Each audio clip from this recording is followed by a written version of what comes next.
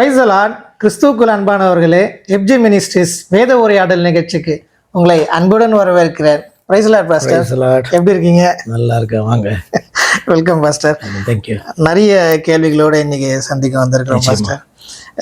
கிறிஸ்துவர்கள் எடுத்துட்டாலே வந்துட்டு அதாவது பரலோகத்தை குறித்து ஒரு திட்டம் அவங்களுக்குள்ளாக காணப்படும். வேதம் வந்துட்டு அநேக காரியங்களை குறித்து அறிவிக்குது. அதாவது பரலோகம்னா என்ன, இந்த பரலோகத்துக்கு வந்துட்டு எப்படி நம்ம வந்து எடுத்துக்கொள்ளப்படுவோம் அப்படின்னு சொல்லிட்டு நிறைய யூடியூப்பில் வந்துட்டு இந்த ரேப்சரை குறித்து வீடியோஸ்லாம் நம்ம பார்த்துருப்போம். நான் பார்த்துருக்குறேன். அதுக்கு கேள்வி, அதுதான் கேள்வி. நம்ம ரெண்டு பேர் பேசிகிட்டு இருக்க மாதிரி 2 பேர் பேசிகிட்டு இருப்பாங்க. திடீர்னு வந்து ஒருத்தர் வந்து காணாது போயிடுவாங்க. அவங்க ட்ரெஸ் எல்லாம் வந்து கீழே வந்துடும். நடந்து போயிட்டு இருப்பாங்க. கொஞ்சம் பேர் காணாது போயிடுவாங்க, கொஞ்சம் பேர் மட்டும் அப்படியே முடிப்பாங்க. இது என்ன காரியம் அப்படின்னு சொல்லிட்டுலாம் யோசிப்பாங்க. இதுக்கும் அதாவது வேதம் சொல்லுகிற அந்த ராப்சருக்கும் இந்த வீடியோவுக்கும் என்ன சம்பந்தம்? உண்மையாகவே வந்துட்டு கடைசி நாட்களில் வந்துட்டு எப்படி எடுத்துக்கொள்ளப்படுவாங்க, அதை குறித்து கொஞ்சம் சொல்லிடுங்க. அதை குறித்து நான் நிறைய வசனங்களை வச்சுருக்கிறேன், பார்க்கலாம். ராப்சர் அப்படின்னு சொல்கிறதான வார்த்தை உங்களுக்கு 1 தெசலோனிக்கேயர் 4ஆம் அதிகாரத்தில் அதன் அடிப்படையில் வந்து காணப்படுது. இப்போ ராப்சர் அப்படின்னா என்ன அர்த்தம் அப்படின்னா எடுத்துக்கொள்ளப்படுதல். இப்போ மேகங்களில் நாம் மேகங்களில் வருவார், நம்மளை எடுத்துக்கொள்வார் அப்படின்ட்டு. அதுல இருந்தால் பார்த்தீங்கன்னா சபை எடுத்துக்கொள்ளப்படுது, அதாவது தேவனுடைய பிள்ளைகளில் எடுத்துக்கொள்ள. அதை குறித்து நிறைய விளக்கமாக அவர் கொடுக்குறாரு. என்ன அப்படின்னா, நீங்கள் வந்து கிறிஸ்துவுக்குள் மரித்தவர்களை குறித்து நீங்கள் வந்து அழுது துக்கத்தோடு இருக்கிறது வந்து சரி கிடையாது. ஏன் அப்படின்னு சொன்னால், நீங்கள் நினைக்கிற மாதிரி கிடையாது. நீங்கள் வந்து பார்த்தீங்கன்னா இப்போ கிறிஸ்து வந்தாலும் நீங்கள் அல்லது நாம் மறுரூபமாக்கப்படுவோம். ஆனால் நமக்கு முன்பாக வந்து கிறிஸ்துவுக்குள் மரித்தவர்கள் வந்து எழுந்துருவாங்க. ஏன் அப்படின்னு சொன்னால், நீங்கள் மரித்தவர்களுக்கு முந்திக் கொள்வதில்லை, அவர்கள் விடுபட்டு விடுவாங்க அப்படின்னு சொல்லிட்டு நீங்கள் கலங்காதீங்க. எல்லாம் ஒரே நேரத்தில் நடக்க போது. மறுரூபமாகிறதுக்கு முன்பாகவே அவர்கள் எழுந்துருவாங்க புதிய சரீரத்தோடு. நீங்களும் மறுரூபமாவீங்க அப்படின்னா புதிய சரீரத்திலே காணப்படுவீங்க. இப்படியாக நாம் எடுத்துக்கொள்ளப்பட்டு அவரோடு கூட நிச்சயமாக நம்ம காணப்படுவோம் என்பதுதான் ராப்சர் என்கிறதான காரியம். ஆனால் இந்த ராப்சரை குறித்ததான பயங்கர கட்டுக்கதைகள் வந்து காணப்படுது. அதுவும் வேத வசனத்தை வந்து தவறாக வந்து பார்த்தீங்கன்னா எடுத்துக்கொண்டு அந்த கட்டுக்கதைகளுக்கு ஆதாரமாக அவர்கள் காண்பிக்கிறார்கள். ஃபார் எக்ஸாம்பிள், நீங்கள் கோட் பண்ணது வந்து பார்த்தீங்கன்னா, இப்போ ஒருவன் எடுத்துக்கொள்ளப்படும், 2 பேர் மாவரைத்து கொண்டிருப்பார்கள். அதில் வந்து ஒருத்தி வந்து எடுத்துக்கொள்வாள், ஒருவர் கைவிடப்படுவாள். அதே மாதிரி 2 பேர் வயலில் வேலை பண்ணிட்டு இருப்பாங்க. அதில் ஒருவன் எடுத்துக்கொள்ளப்படுவான், ஒருவன் கைவிடப்படுவான் அப்படின்ட்டு வந்து சொல்லப்பட்டிருக்கும். அதே நேரத்தில் அதனுடைய அர்த்தம் வந்து இப்படி பார்க்கலாம். எப்படின்னா, கைவிடப்படுவார், எடுத்துக்கொள்ளப்படுவாங்கன்னா ராப்சரில் ஒருத்தவங்க எடுத்துக்கொள்ளப்படுவாங்க, ஒருத்தர் வந்து கைவிடப்படுவாங்க. ஓகே, இதுதான் வந்து நேரான ஒரு மீனிங். இன்னொரு மீனிங்கும் காணப்படுது. எதன் அடிப்படையில்னா, பேதுரு 2ஆம் நிருபத்தில் 3ஆம் அதிகாரத்தை நீங்கள் வாசிக்கும் போது கிறிஸ்துவனுடைய நாளை குறித்து, கிறிஸ்துவனுடைய வருகையை குறித்து அவர் சொல்லுகிறார். அப்போ வந்து பார்த்தீங்கன்னா, இது வந்து திருடன் வருகிற பிரகாரமாக அந்த நாள் காணப்படும். அப்படின்னா அந்த வருகையின் வேலை வந்து யாருக்குமே தெரியாது, ஆனால் நிச்சயமாக உண்டு. அப்படி அவர் வரும்பொழுது என்ன நடக்கும் அப்படின்னு சொன்னால், இந்த வானங்கள் சுருட்டப்படும், இந்த பூமியானது அக்கினிக்கு இரையாக்கப்படும் அப்படின்னு சொல்றார். அப்படியானால் கிறிஸ்துவனுடைய வருகை, 2ஆம் வருகையின் போது ஒரு காரியம் நடக்கிறது. அது என்ன அப்படின்னு சொன்னா, இந்த பூமியும் அவிசுவாசிகளும் அழிக்கப்படுவாங்க. அதாவது இந்த பூமி அழிக்கப்படுறதுனா என்ன அர்த்தம்? இப்ப 1 தெசலோனிக்கேயர் 4ஆம் அதிகாரத்துல பேதுரு சொல்லுகிறபடி, கிறிஸ்துவுக்குள் மரித்தவர்கள் எழும்பியாச்சு, கிறிஸ்துவனுடைய விசுவாசிகள் என்கிறவர்கள் மறுரூபமாயாச்சு, இவர்களெல்லாம் எடுத்துக்கொள்ளப்பட்டாச்சு. இப்ப இந்த பூமியிலே காணப்படுகிறவர்கள் குறித்து பேதுரு சொல்லுகிறார், அவர் வரும்போது இவர்கள் எல்லாம் அழிக்கப்படுவார்கள் அப்படின்னு சொல்லுகிறார். அதற்கு பின்பு 1000 வருடம் அப்படின்றது என்ன அப்படின்னு சொன்னா, அது வந்து வெளிப்படுத்துற விசேஷத்துல காணப்படுது.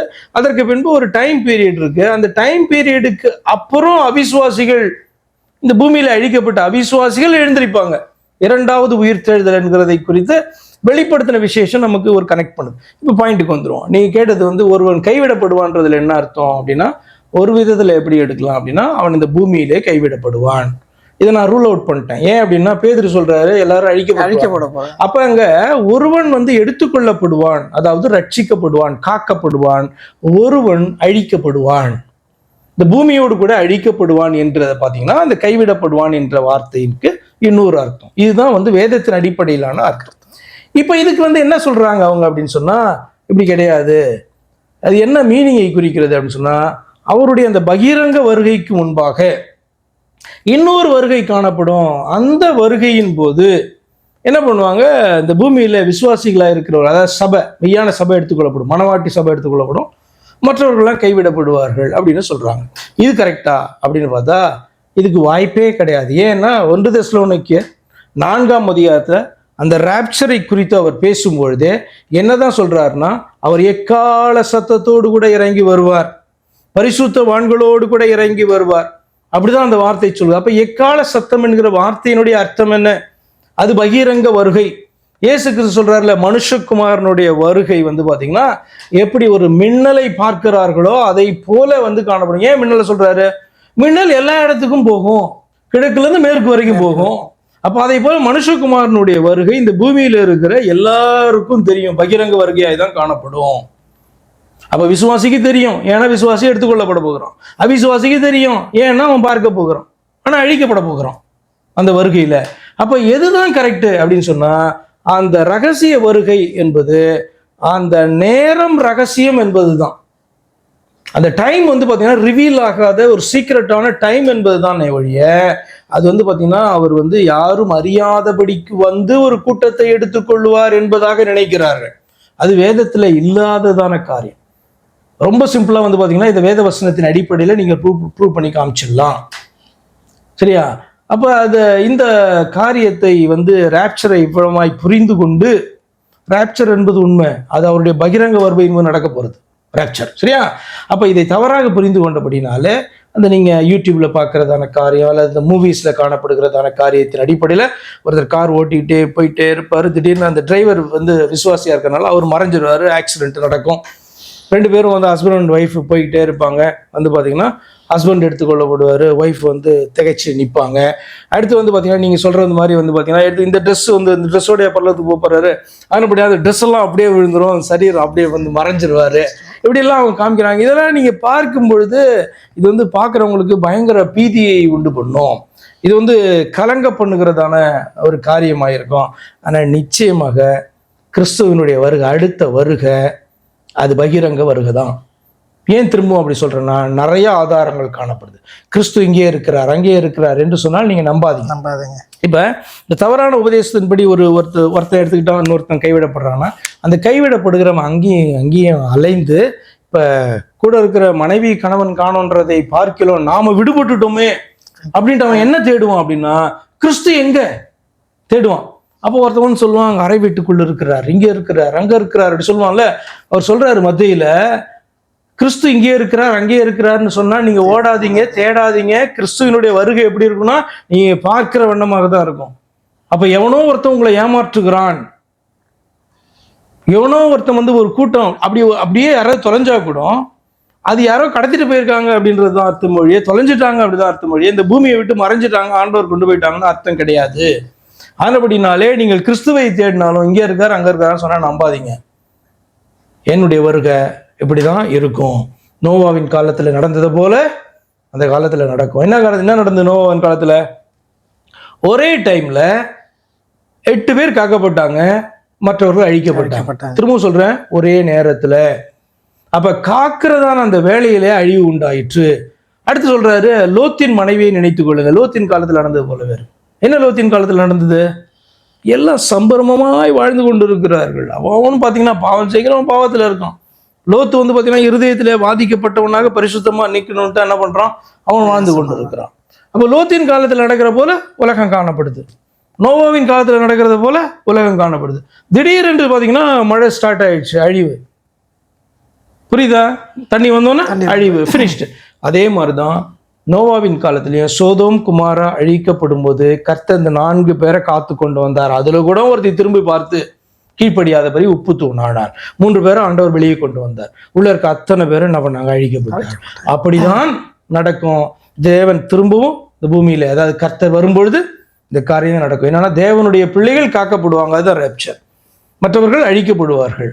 அதுதான் வந்து பாத்தீங்க அப்படின்னு சொன்னா இந்த பூமியோடு கூட அழிக்கப்படுகிறார். அவர்களுடைய நியாய தீர்ப்பு என்பது வெளிப்படுத்தல் 20ஆம் அதிகாரம் 21ஆம் அதிகாரத்துல போய் வாசிக்கும் போது நீங்க பாப்பீங்க, 1000 வருடத்துக்கு பின்பு அவர்கள் மீண்டும் உயிரோடு எழுந்திருப்பாங்க. 1000 வருடத்துக்கு முன்பாக முதல் உயிர்த்தெழுதல், 1000 வருடத்துக்கு அப்புறம் 2வது உயிர்த்தெழுதல். அப்ப முதல் உயிர்த்தெழுதலுக்கு பங்குள்ளவன் பாக்கியம். பாக்கியவானா இருக்கிறானுங்க. அப்படி இரண்டாவது உயிர்த்தெழுதல் பங்குள்ளவன் பாக்கியவான் கிடையாது. அப்படியானால் கிறிஸ்து வருகையின் போது இந்த பூமியோடு கூட அழிக்கப்பட்டவர்கள் அவர்கள் பார்த்தீங்கன்னா திரும்ப எழுந்திருப்பாங்க. அவர்கள் மறுரூபமான சரீரத்தோடு கிடையாது, இப்போ இருக்கிற மாதிரி தான் எழுந்திருப்பாங்களா இருக்கும். ஏன்னா அது அழிக்கப்பட போகிற சரீரம். அவர்கள் ஆண்டவர் நியாயம் தீர்த்து அவர் அழிப்பார் என்று 20ஆம் அதிகாரத்தில் சொல்லப்பட்டிருக்கும்.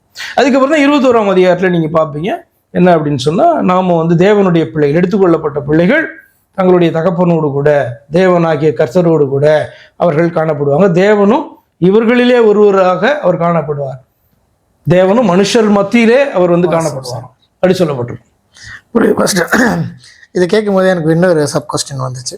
இப்போ வேதத்தில் எழுதப்பட்டிருக்கிறது, இதெல்லாம் நடக்கும்போது புலம்புவாங்க, தேவனை தூஷிப்பாங்க அப்படின்றதெல்லாம், இதெல்லாம் எப்போ நடக்கும் இந்த பார்ட்டு? இப்படி எடுத்துக்கோங்களேன். என்ன அப்படின்னா, இப்போ இந்த அழிவுனா இந்த செகண்டில் அழிந்துற மாதிரி நம்ம பார்க்குறோம். நீங்கள் வெளிப்படுத்தின விஷயத்தில் போய் அதை பார்க்கும்போது அந்த வாதைகள் எப்படி ஸ்டார்ட் பண்ணி அப்படியே போகுது அப்படின்றது பார்ப்பீங்க. இன்னொன்று கூட சொல்கிறேனே, இப்போ நம்ம நோவாவை குறித்து பார்த்தோம். இப்போ நோவாவின் நேரத்தில் ஒரே நேரத்தில் ரட்சிப்பும் அழிவும் காணப்பட்டுச்சு. ஆனால் இவர்கள் பார்த்தீங்கன்னா உள்ளே போயிட்டாங்கல்ல, உள்ளே போனதுக்கப்புறம் இவர்களுடைய அழிவு எவ்வளோ நாளில் நடந்திருக்கும் நீங்கள் நினைக்கிறீங்க? சிந்திச்சு பாருங்க. மழை ஒரு நாள் வந்துச்சு, கொஞ்சம் கொஞ்சமாக தான். 2வது நாள், 3வது நாள், 4வது நாள் மழை, ஒவ்வொரு நாளாக பயங்கரமாக வெள்ளம் வர ஆரம்பிக்குது. என்ன பண்ணுவான் மனுஷன்? மலையை நோக்கி ஓடுவான், மரத்தை நோக்கி ஓடுவான், உயரமான ஒரு இடத்துல போய் தன்னை காத்துக்குள்ள விடுவான், கொஞ்சம் கொஞ்சமா ஏறும். இப்ப நின்னுடு மழை கீழே இறங்கும்னு நினைப்பான், இன்னும் ஏறிக்கிட்டே வருது. அந்த இது என்ன சொல்றது, பேழையை பார்த்தீங்க அப்படின்னா அது மிதக்க ரொம்ப சேஃப் ஆயிடுச்சு. தண்ணி வந்தாதான் அதுக்கு சேஃப். என்ன அப்படி சொன்னா அது மிதக்க ஆரம்பிக்குது, அது சர்வைவ் ஆகும், இந்த தண்ணியில தப்பி சர்வைவ் ஆகும். ஆனால் இவர்கள் எல்லாம் பார்த்தீங்கன்னா எப்படியாவது நின்றுடும்ட்டு அலற ஆரம்பிக்கிறாங்க. ஆனால் பார்த்தீங்கன்னா கொஞ்சம் கொஞ்சமா போய் அழிகிறாங்க. அப்போ இது ஒரு ப்ராசஸ் காணப்படுது இல்லை, ஒரு ஷார்ட் ப்ராசஸ் தான், ஆனால் ஒரு ப்ராசஸ் இல்லையா? அதை தான் பார்த்தீங்கன்னா அது குறிக்குது. அது ரொம்ப அழகாக நீங்கள் பார்க்கணும்னா வெளிப்படுத்தின விசேஷத்தில் காணப்படுற அதை வரிசையாக வாசிட்டே வந்தீங்கன்னா இது எப்படி இது நடக்குது. முதல் தூதன் ஊதுறான், 2வது தூதன், 3வது தூதன், 4வது தூதன், 5வது தூதன், 7வது, இப்படி 7 வரைமான அந்த பார்த்தீங்கன்னா வாதைகள் வந்துக்கிட்டே இருக்குது, அழிவு வந்துக்கிட்டே இருக்குது அப்படின்னு பார்த்தீங்கன்னா அதுதான் அந்த டைம். புரியுது பாஸ்டர். அப்போது நம்ம இந்த காரியத்தில் அப்போ அந்த டைமில் மனுஷன் ஆண்டவர்கிட்ட திரும்புறதான நிலையிலே இருக்க மாட்டான். அவன் என்னன்னா, ஏன் இப்படிப்பட்டதான ஒரு காரியத்தை இந்த தெய்வம் செய்தார் அவரை தூஷிக்க ஆரம்பிப்பானே ஒழிய அவரை நோக்கி திரும்பணும் அப்படின்னு அவனுக்கு தோணாது. ஏன் அப்படின்னா அடுத்த காரியம் ரொம்ப சிம்பிள். ஏன்னா இவர்கள் திருந்த மாட்டார்கள். இவருக்கு கொடுக்கப்பட்ட நேரம் முடிஞ்சிருச்சு. அதுக்கப்புறம் அவர்கள் திருந்த மாட்டாங்க.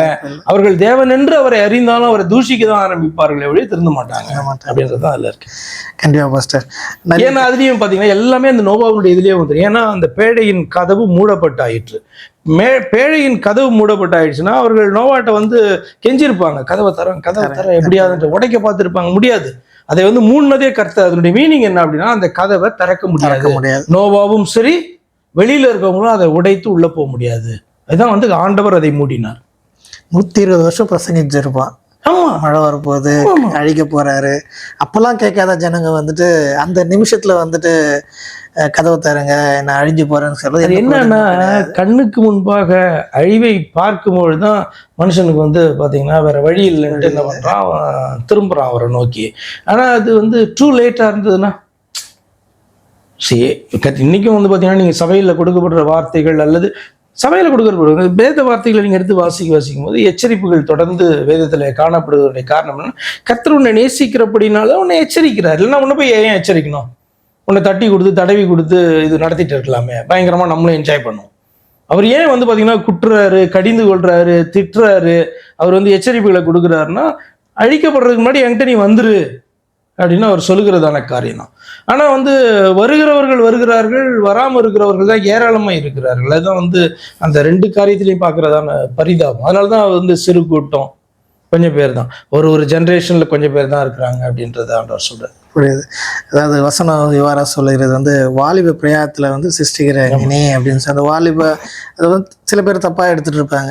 as soon as possible, அதாவது ஏர்லியாக தேவனை நம்ம அப்படியும் பார்க்கணும். இப்போ வாலிப பிராயம்னாலே அது எல்லாத்துலேயும் பீக். இப்போ எப்படின்னா, இப்போ சிறு பிராயத்தில் காணப்படுகிற பிள்ளைகளுக்கு காணப்படுகிற ஸ்ட்ரென்த்து, அறிவு, ஞானம், அனுபவம் இதெல்லாம் பார்த்தீங்க அப்படின்னு சொன்னால் வாலிப பிராயத்துக்கு வரும்போது அவனுக்கு அது பீக்காக இருக்கும். ஸ்ட்ரென்த்தாக இருக்கட்டும், அனுபவத்தை விட்டுருங்க. அனுபவம் வயசாக அனுபவம் அதிகமாகும். அதே மாதிரி வந்து பார்த்தீங்கன்னா எல்லா காரியத்தையும் செய்து முடிக்கிற திராணி வந்து பார்த்தீங்கன்னா அது வாலிப பிராயத்தில் இருக்கும். அப்போ when you are at peak, உனக்கு எல்லாமே அறிவெல்லாம் ரொம்ப இதை கிளியராக இருக்கும். ஆண்டவர் நீ அறியறனா ஈஸியாக அறியும். அப்போ அந்த பிராயத்தை வந்து நீ வேற எதுக்கோ செலவழிக்கிற. அப்படி செலவழிக்காம வாலிப பிராயத்தில் உன் ஆண்டவர் என்னென்ன ஏன் அப்படின்னா வாலிப பிராயம் இள வயதும் மாயையே அப்படின்னு சொல்லிட்டு அதுக்கப்புறம் சொல்றாரு வாலிப பிராயத்துல ஏன் அப்படின்னா அந்த 11ஆம் அதிகாரத்துல பிரசங்கில கடைசி வசனத்துல இளம் வயதும் வாலிப பிராயம் மாயைன்னு சொல்லிட்டு 12வது வசனத்துல முதல் பகுதியில சொல்றாரு அவரு உன் வாலிப பிராயத்துல உன் சிருஷ்டிக்கிறேன் உன்னை உண்டாக்கின அந்த தெய்வத்தை நீ நினைக்க வேண்டியது அப்படின்னு சொன்னா அவருக்கு பயந்து நீ நடக்க வேண்டியதானே, அவரை விசுவாசிக்க வேண்டியதானே வேலை. அது ஏன் அப்படின்னா நீ நினைத்து கொண்டிருக்கிறதான இந்த பீக்குன்றிய இது இப்படின்றதுக்குள்ள ஓடி போயிடும். அது உனக்கு சந்தேகமா இருந்தா நீ உன்னுடைய வந்து குழந்தை பருவத்தை யோசித்து பாரு. குழந்தை பருவம் இப்ப யோசித்து பார்த்தாலும் நமக்கு ரொம்ப ஸ்வீட்டா இருக்கும், ஆனா அது இப்படின்றதுக்குள்ள ஓடி இருக்கும். புரியுது பாஸ்டர். இன்னொரு வசனத்தோட நம்ம வாசிக்கலாம். ஏசாயா 10:22. இஸ்ரவேலே உன் ஜனங்கள் சமுத்திரத்தின் மணலத்தனையாய் இருந்தாலும் அவர்களில் மீதியாய் இருப்பவர்கள் மாத்திரம் திரும்புவார்கள். தீர்மானிக்கப்பட்ட அழிவு நிறைந்த நீதியோடே புரண்டு வரும். என்ன அப்படின்னா ஒருவனாய் காணப்பட்டவனை ஆண்டவர் அழைத்து வந்து பார்த்தீங்கன்னா அவனுக்கு இந்த வாக்கு தத்தத்தை ஆண்டவர் நிறைவேற்றுகிறதற்கு வந்து பார்த்தீங்கன்னா காத்திருக்கிறார், அல்லது ஒரு தருணம் அதுக்கு கொடுக்கப்பட்டிருக்கு. அதான் அந்த சோதனை காலம். அவனுக்கு அவனை வந்து ஏறக்குறைய 100 வயது ஆகும்போது தான் வந்து இந்த வாக்கு தத்தத்தின் பிள்ளையை பெற்றெடுக்கிறான், ஈசாக்கு நிறைவேறது. ஆமா, ஈசாக்கை பெற்றெடுக்கிறான். இப்பதான் இதுதான் ஃபர்ஸ்ட் ஜெனரேஷன். ஏன்னா அவனுக்கு காணப்பட்ட மற்ற பிள்ளைகளை குறித்து அது ஃபர்ஸ்ட் ஜெனரேஷன், இஸ்மாவேலை குறித்து ஃபர்ஸ்ட் ஜெனரேஷன் அப்படியே சொல்லப்படுற வாக்கு தத்தத்தின் பிள்ளை ஈசாக்கு. அப்போ வந்து பாத்தீங்க அப்படின்னு சொன்னா இவர்களை வந்து மணலத்தனையாக வானத்தின் நட்சத்திரங்களைப் போல மணலை போல பெருக பண்ணும் அப்படின்னாரு. உன்னிலிருந்து ராஜாக்கள் தோன்றுவார்கள் அப்படின்னு சொல்றாரு. எல்லாம் அப்படி தோன்றினாங்க, எண்ண முடியாத அளவுக்கு ஜனங்கள் ஆயிட்டாங்க. ஆனால் வந்து பாத்தீங்கன்னா ஆபிரகாமின் தெய்வத்தை மறந்துட்டாங்க. ஆபிரகாம், ஈசாக்கு, யாக்கோபு என்பவர்களுடைய தேவன் யாருன்னா பரலோகத்தின் தேவன். அப்ப அவரை வந்து மறந்துட்டாங்க. அதுதான் வந்து பாத்தீங்கன்னா நீங்க 22 வாசிக்க சொன்னீங்க. 21 வாசித்தீங்கன்னா மீதியா இருப்பவர்கள் யாக்கோபில் மீதியா இருப்பவர்களே வல்லமையுள்ள தேவனிடத்தில் திரும்புவார்கள். அப்ப மீதியா இருப்பவர்கள் அப்படின்னாலே என்ன அர்த்தம்? இந்த பெரும் கூட்டத்துல எல்லாருமே வந்து பாத்தீங்கன்னா அக்செப்ட் பண்ணிக்கப்படலை, அதுல ஒரு சிறு கூட்டம் காணப்படுது. அதனால தான் நான் இப்போ உங்களுக்கு இதை ஞாபகப்படுத்த விரும்புகிறேன். நம்ம முன்னாடி சொன்னதை போல அந்த ரோமர் 9:5-6 வாசிக்கும் போது கிறிஸ்துவை குறித்து சொல்லப்படும். இஸ்ரவேல் ஜனங்களை குறித்து பேசும்போது பிதாக்கள் அவர்களுடையவர்களே, பிதாக்கள்னா யாரு? ஆபிரகாம், ஈசாக், யாக்கோப் என்கிறதான இந்த முற்பிதாக்கள் அவர்களுடையவர்களே, கிறிஸ்துவும் அவர்களிடத்தில் அவர்கள் மத்தியில பிறந்தாரே, இவரே என்றென்றைக்கும் ஸ்தோத்தரிக்கப்பட்ட சர்வத்திற்கும் மேலானது. அப்ப சர்வத்திற்கும் மேலான தேவன், அவர்களுடைய பிதாக்களுடைய தேவன், அவர்கள் நடுவில் என்ன பண்றாரு? மனுஷனாக வெளிப்படுகிறார். அடுத்த வசனத்தை சொல்றாரு, இது வந்து பாத்தீங்கன்னா தேவனுடைய வசனம் அவமாய் போச்சா? அப்படிலாம் கிடையாது. இஸ்ரவேலர்கள் எல்லாரும் இஸ்ரவேலர்கள் அல்ல. அப்படின்னா என்ன அர்த்தம்? அவர்கள் ஆபிரகாமுடைய பிள்ளைகளாய் இருக்கலாம், ஆனால் ஆவிக்குரியபடி ஆபிரகாமின் பிள்ளைகள் யாருன்னா ஆபிரகாமை போல தேவனை ஏற்றுக்கொண்டவர்கள், விசுவாசிக்கிறவர்கள். புரியுதா? அப்ப உண்மையான இஸ்ரவேலன்னா யாரு? யாக்கோபை போல தேவனை வந்து ஏற்றுக்கொண்டவர்கள், யாக்கோபின் தேவனை ஏற்றுக்கொண்டு விசுவாசித்து யாக்கோபை போல காணப்பட்டவர்கள் தான் உண்மையான இஸ்ரவேலர்கள், யாக்கோபினுடைய பிள்ளைகள். அந்த அர்த்தத்தை சொல்றாரு. எல்லா இஸ்ரவேலர்களும் இஸ்ரவேலர்கள் அல்லவே. அப்ப மற்றவங்கலாம் இல்லெஜிட்டிமேட் சில்ட்ரன் அர்த்தம் கிடையாது. ஆனால் வேறு விதத்துல பாத்தீங்கன்னா அவர்கள் மெய்யான தெய்வத்தை ஏற்றுக்கொள்ளாதபடி, அவரை விசுவாசிக்காதபடி அவர்கள் காணப்படுறாங்க, அவருடைய பிள்ளைகள் அல்ல. இன்னும் உங்களுக்கு அழகா புரியணும்னு சொன்னோம்னா யோவான் 1ஆம் அதிகாரத்துல 12, 13, 14 நீங்க வாசிக்கும் போது என்ன வாசிப்பீங்கன்னா அவருடைய நாமத்தின் மேல், அதாவது இயேசு கிறிஸ்து என்கிறவரை கர்த்தருடைய நாமத்தின் மேல்னு அர்த்தம். அவருடைய நாமத்தின் மேல் விசுவாசம் உள்ளவர்களாய் அவரை ஏற்றுக்கொண்டவர்கள் எத்தனை பேர்களோ அத்தனை பேர்களும் அவருடைய பிள்ளைகளாகும்படி அதிகாரம் தந்தார் அப்படின்னு சொல்லப்பட்டிருக்கும். இவர்கள் புருஷ சித்தத்தினாலோ ரத்தத்தினாலோ மாம்சத்தினாலோ பிறவாமல் தேவனால் பிறந்தவர்கள். அப்ப விசுவாசிக்கிறவர்களை குறித்து அங்க பேசுறாரு. அப்ப அப்படி இருக்கும்போது வந்து பாத்தீங்கன்னா இந்த மனரத்தனையாய் காணப்படுகிற ஜனங்கள்ல மீதியானவர்கள் அவரிடத்துல திரும்புவார்கள் அப்படின்னு சொன்னா ரெம்னன்ட், ஒரு சிறு கூட்டம் அவரிடத்துல வந்து திரும்புகிறதாக அது காணப்படும். மற்றவர்கள் அழிக்கப்படுவார்கள். அது நீதியான ஒரு காரியமாக காணப்படும் அப்படின்னு சொல்லப்பட்டிருக்கு. அதனாலதான் வந்து பாத்தீங்கன்னா இந்த சிறுமந்தை என்கிற வார்த்தை ரொம்ப ரொம்ப முக்கியம். அதே மாதிரி எல்லா ஜெனரேஷன்லயும் வந்து பாத்தீங்கன்னா ஒரு சிறு கூட்டம் அது எங்க இருக்குன்னு யாருக்குமே தெரியாது. கண்ணுக்கு புலப்படாத ஒரு கூட்டம். அது வந்து பாத்தீங்கன்னா நம்ம நினைச்சிருப்போம் நம்ம சபைக்குள்ள இருக்கவங்க அத்தனை பேரும் அப்படின்னு ஒவ்வொரு சபையும் நினைக்கும். ஆனால் அதனுடைய மீனிங் அப்படி கிடையாது. இந்த உலகத்துல நம்ம இப்போ வாழ்ந்து கொண்டிருக்கிற உலகத்துல இது ஒரு ஜெனரேஷன். இந்த ஜெனரேஷன்ல வந்து பாத்தீங்கன்னா உண்மையான தெய்வத்தை அறிந்து உணர்ந்து இவரே அவர் என்று ஏற்றுக்கொண்டு அவருக்கு முன்னும் அவருக்கு பின்னும் வேறொரு தேவன் இல்லை என்று இயேசு கிறிஸ்துவை அதாவது கர்த்தரை விசுவாசிக்கிற ஒரு கூட்டம் எல்லா காலகட்டத்திலையும் எல்லா ஜெனரேஷன்லையும் இருக்கும். அவர்களை நீங்க எடுத்து பார்த்தீங்கன்னா இந்த ரேஷியோ என்பதை பார்த்தீங்கன்னா ரேஷியோன்னு அர்த்தம் இந்த உலகத்துல இப்போ இத்தனை பில்லியன் ஜனங்க இத்தனை கோடி ஜனங்க இருக்கிறாங்க. அப்ப அத்தனை கோடியில அந்த ரேஷியோ பார்த்தீங்கன்னா ரொம்ப கம்மியா இருக்கும். இப்போ இதை நீங்க எப்படிதான் கணக்கு பண்ண முடியும்? எதை வச்சு நீங்க கணக்கு பண்ண முடியாது. ஆண்டவர் அதை என்ன சொல்றாரு? ரொம்ப சிம்பிளா சிறுமந்தன்னு சொல்றாரு. உங்களுக்கு புரியுற மாதிரி சொல்லணும். நோவாவின் காலத்துல எத்தனை பேர் இருந்திருப்பாங்க தெரியாது. ஆனா காக்கப்பட்டவர்கள் எத்தனை பேர்? பேதுருவுல மிக தெளிவா எழுதப்பட்டிருக்கு. அல்லது ஆதியாகமத்துல படிப்பீங்க 8 பேர் மட்டும்தான் காக்கப்பட்டவங்க. அப்ப அத்தனை பேர் மத்தியில ரேஷியோ எத்தனைன்னா இந்த 8 பேர் மட்டும். அப்ப எவ்வளவு டிஃபரன்ஸ் இருக்கும்? இந்த பக்கம் இவ்வளவு பேர் ஈஸ்ட் இப்படி போட்டீங்கன்னா 8 பேர் மாத்திரம். அதே மாதிரி லோத்துவனுடைய நாட்கள்ல அந்த பட்டணத்துல எவ்வளவு பேர் இருந்திருப்பாங்க அல்லது பட்டணங்களில ஏன் அப்படின்னா சோதோம் குமாரா அதை சுற்றி இருக்க பட்டணங்கள் இன்னொரு இடத்துல வரும். அப்ப அதுல எவ்வளவு பேர் இருந்திருப்பாங்க. ஆனால் காக்கப்பட்டவர்கள் எத்தனை பேரு? 4 பேர் வெளியில வந்தாலும் அதுல காக்கப்பட்டவங்க 3 பேர் தானே. அதான் வந்து ரேஷியோ. அப்ப இது என்ன அப்படின்னு சொன்னா 3 பேர் மட்டும் தானா 8 பேர் மட்டும் தானே அப்படின்னு பாத்தீங்கன்னா அப்படி பார்க்க வேணாம். இது வந்து ரொம்ப சின்ன கூட்டம். ஆனா இப்படி இருக்க சின்ன கூட்டத்தை நீங்க வந்து ஸ்டார்டிங்ல இருந்து நீங்க பார்த்துட்டே வந்தீங்கன்னா அது கடற்கடை மலனத்தை போல காணப்படும். ஆனா ஒரே காலத்துல வாழ்ந்திருக்க மாட்டாங்க. அப்ப பரலோகத்துல பிரவேசிக்கிறவங்க எத்தனை பேர்னா நீங்க எண்ணவே முடியாது, அவ்வளவு பேர் இருப்பாங்க. எத்தனையோ கோடி பரலோகத்துல பிரவேசிக்கும். அதனால இந்த நம்பர்ஸ் வந்து நமக்கு பெருசு கிடையாது. நம்முடைய காலகட்டத்துல நம்முடைய தேவனை நம்ம வந்து அதாவது மெய்யான தேவனை நம்ம எப்படி புரிந்து அவருக்காக பயந்து வாழ்ந்து கொண்டு இருக்கிறோம் விசுவாசிக்கிறோம் என்கிறதான் நாம் அது சிறுமந்தைக்குள் காணப்படுகிறோமா?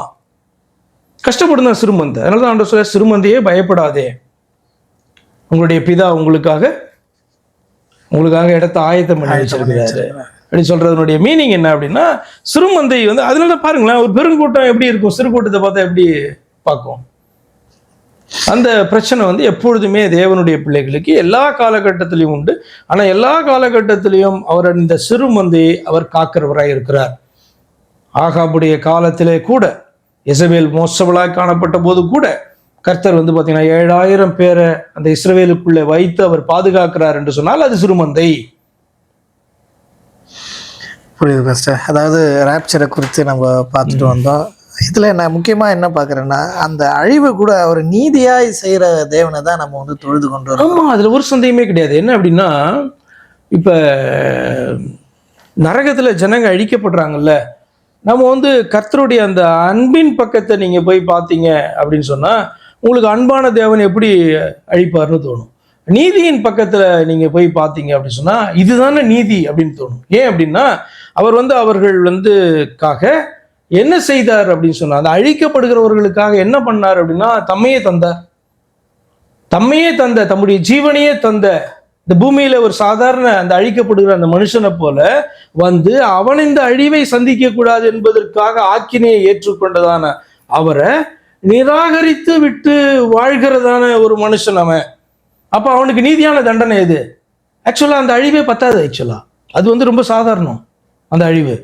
அப்போ வந்து பாத்தீங்கன்னா அதுவும் அன்பினுடைய இன்னொரு காரியம் தான். ஏன் அப்படின்னா அப்படிப்பட்டவன் வந்து வாழ்ந்து இப்போ அவனுக்கு பரவாயில்லன்னு அவனை பரலோகத்துக்கு கொண்டு போனா பரலோகத்தையும் சீரழிப்பான் இல்லையா? அப்ப அவனால யாருக்கு ஆபத்து நீங்க சிந்திச்சு பாத்தீங்கன்னா இந்த பூமியில தான் வந்து பாத்தீங்கன்னா இந்த சிறுமந்தைன்னு சொன்னோம்ல அதுக்கு வந்து ஆபத்து நிறைந்திருக்கிறது. எப்போதும் அதை வந்து அழிக்கிறதற்கு வந்து பிசாசு இவர்களை பயன்படுத்த விரும்புகிறான். அப்ப அங்கேயும் அவரை கூட்டு போய் அவருடைய அன்பினால் அங்கேயும் வந்து பார்த்தோன்னா பாவியா இருக்கிறவன் அங்கேயும் உள்ள நுழைஞ்சானா அது பரலோகமா இருக்காது இல்லையா? இப்ப காணப்படுற பூமியை போல காணப்படும்.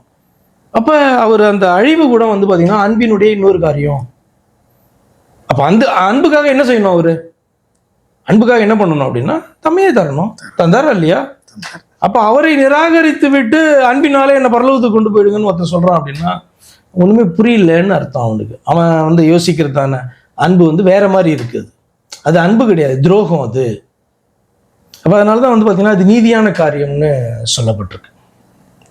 கண்டிப்பாக ஆண்டவராக இயேசு கிறிஸ்து இந்த பூமியில் இருந்தபொழுது பிரசங்கித்துட்டு இருப்பாங்க. அந்த ரட்சிப்பை குறித்து கேள்வி கேட்கும்போது இது ரொம்ப கஷ்டமாக இருக்கு, இது முடியாது அப்படின்னு சொன்னோம். ஆமாம், உங்களால் முடியாது தான், கண்டிப்பாக உங்களால் முடியாது, கூடாது தான், ஆனால் என்னால் முடியும். அதாவது அந்த விசுவாசத்தை அவர் மேலே வைக்கும்பொழுது அவர் செய்கிற கிரியை தான் அங்கே காண்பிக்குது. அது ஆமாம், விசுவாசத்தை மாத்திரமல்ல, என்ன அப்படின்னு சொன்னால் ஒரு மனிதன் ரட்சிக்கப்படுவதற்கு, அதாவது ஒரு ஆத்மா ரட்சிக்கப்படுவதுன்னா என்ன அர்த்தம்? காக்கப்படுவதற்கு, அழிக்காம, நரகத்திலே அழிவு சந்திக்காம நித்திய ஜீவனை அடைகிறதற்கு அந்த ஆத்மா தேவனாலே ஏற்றுக்கொள்ளப்பட வேண்டும். அப்போ மன்னிப்புனாலே என்ன அர்த்தம் அப்படின்னு சொன்னால் அந்த ஆத்மாவை தேவன் ஏற்றுக்கொள்ளுகிறார் என்று அர்த்தம். அப்போ என்ன பண்ணுறாரு? அதை மன்னித்து ஏற்றுக்கொள்ளுகிறார். அப்போ மனம் திரும்பி அவரை விசுவாசிக்கிறவனை அவர் என்ன பண்ணுறாரு? அவர் ஏற்றுக்கொள்ளுகிறார் அப்படின்னு சொன்னால் அவனை வந்து மன்னித்து தன்னுடைய பிள்ளையாக ஏற்றுக்கொள்கிறார். பிள்ளை எப்படி அழிப்பார்? அதுதான் அடாப்ஷன். முன்னாடி வந்து பார்த்தீங்கன்னா வாழ்கிற எல்லாரும் அவருடைய பிள்ளைகள் தான். ஆனால் எல்லாரும் வழிவிலகி போன பின்பு அவர்களிலே விசுவாசிக்கிறவர்களை அவர் என்ன பண்றாரு? புத்திர சுவிகாரத்தினால் அவர் வந்து பார்த்தீங்கன்னா ஏற்றுக்கொள்கிறார். அதுதான் அடாப்ஷன். அதனாலதான் மறுபடியும் பிறத்தல், அதுக்கு பேர் மறுபடியும் பிறத்தல்.